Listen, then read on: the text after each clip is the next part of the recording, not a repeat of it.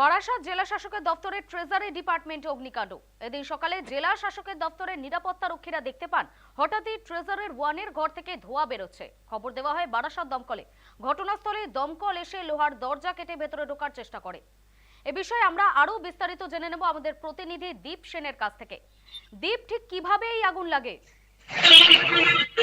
দেখো রিম্পি, এই মুহূর্তে জেলা শাসকের দপ্তর, সেই জেলা শাসক দপ্তরে কিন্তু সকালে যারা নিরাপত্তা রক্ষীরা ছিল তারা কিন্তু প্রথমে এসেই ধোঁয়া বেরোতে দেখে ট্রেজারি ওয়ানের ঘর থেকে, এবং তারপরেই কিন্তু তারা জানায় তার ঊর্ধ্বতন কর্তৃপক্ষকে। সেখান থেকে খবর যায় বারাসাত যে দমকল রয়েছে সেখানে, সেখানকার আধিকারিকেরা আসে।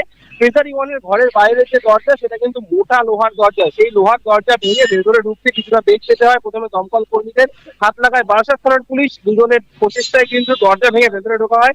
তো ভেতরে ঢুকলে দেখা যায় যে ভেতরে কিন্তু আগুন এবং ধোঁয়া দুটোই দেখা যাচ্ছিল, এবং ট্রেজারি বিল্ডিং এর বেশ কিছুটা ক্ষতিগ্রস্ত হয়েছে, কাগজপত্র এবং অনেক কিছু যে সমস্ত কম্পিউটার রয়েছে সেগুলো কিন্তু ক্ষতিগ্রস্ত হয়েছে। এই মুহূর্তে কিন্তু আগুন নিয়ন্ত্রণে বলে জানা যাচ্ছে, কিন্তু ভেতরে ক্ষয়ক্ষতির পরিমাণ এখনো পর্যন্ত জানা যায়নি। কিভাবে আগুন লেগেছে সেটাও কিন্তু দমকল কর্তৃপক্ষ এবং বারাসাত থানার পুলিশ তদন্ত করে দেখছে। রিম্পি, দীপ, দমকলের কটা ইঞ্জিন রয়েছে সেখানে?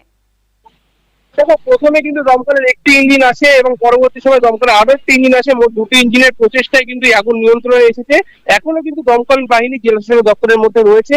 কোথাও কোনো পকেট ফায়ার রয়েছে কিনা সেটাও কিন্তু খতিয়ে দেখছে দমকল। রিম্পি, ধন্যবাদ দীপ তোমাকে। যেমনটা আপনারা শুনলেন, বারাসাত জেলা শাসকের দপ্তরের ট্রেজারি ডিপার্টমেন্টে অগ্নিকাণ্ড হয় সাত সকালবেলায়। সেখানে নিরাপত্তা রক্ষীরা হঠাৎই সকালবেলা ট্রেজারির ওয়ানের ঘর থেকে ধোঁয়া বেরোতে দেখতে পান। খবর দেওয়া হয় দমকলে। ঘটনাস্থলে এসে লোহার দরজা কেটে ভেতরে ঢোকার চেষ্টা করে তারা। আগুন এখন নিয়ন্ত্রণে রয়েছে। ঘটনাস্থলে রয়েছে দমকলের দুটি ইঞ্জিন।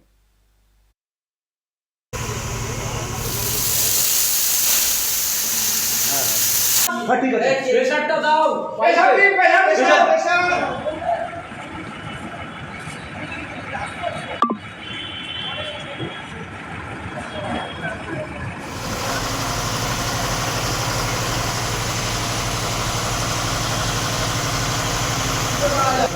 বেরিয়ে যাবে। আরে চুপ, সরে যাবে।